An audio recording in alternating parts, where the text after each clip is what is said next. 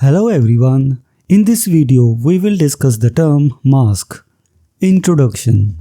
The masque, derived from Italian word masque, was an exquisite form of court entertainment that flourished during the Renaissance period in both Italy and England. In its full development, the masque combined various artistic elements including poetic drama, music, song, dance, lavish costumes, and grand stage spectacle. Its purpose was to entertain the nobility and royalty, and it featured a plot often based on mythological and allegorical themes, uniting the diverse elements into a cohesive performance.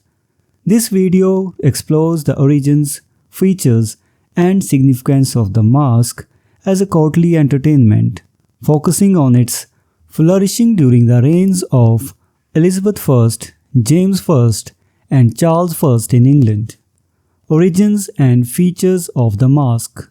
The masque originated in Renaissance Italy and was introduced to England during the reign of Elizabeth I.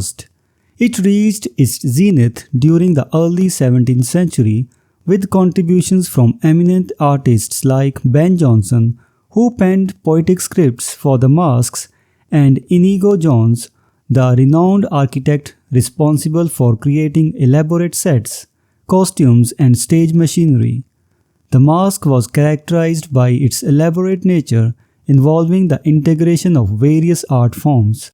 It featured poetic dialogue delivered by masked characters, often played by amateurs from the courtly society. The masque's plot was typically mythological and allegorical, highlighting themes of royalty, power, and virtue. The performance culminated in a dance, during which the players removed their masks and mingled with the audience, further enhancing the sense of spectacle and communal participation. Extravagance and decline. The masque was an extravagant form of entertainment, and each production incurred substantial costs. It was a symbol of status and privilege, reserved for the enjoyment of kings, queens, and their courts.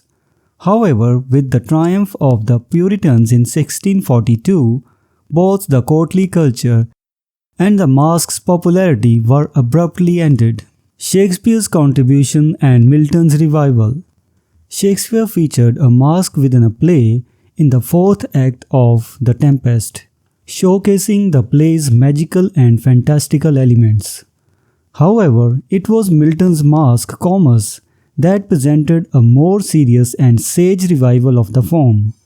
Comus was staged in 1634 at Ludlow Castle and featured songs composed by Henry Lawes.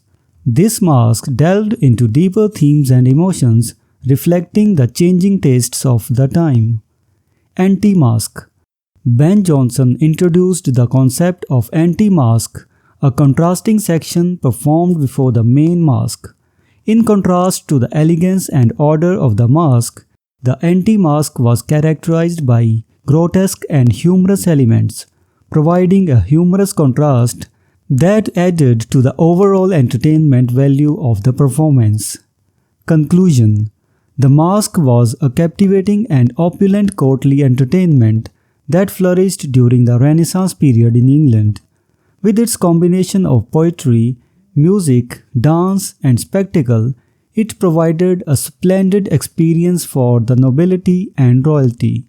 While the masque's popularity declined with the rise of Puritanism, it left a lasting impact on English literature and theatre. So this was the discussion on the term masque. We will meet in the next video and discuss some other term. Until then, goodbye and thank you.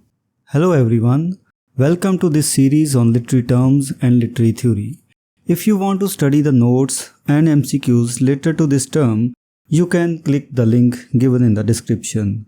We are also going to start our online and offline classes for UGC NET for English literature very soon. So stay connected with us.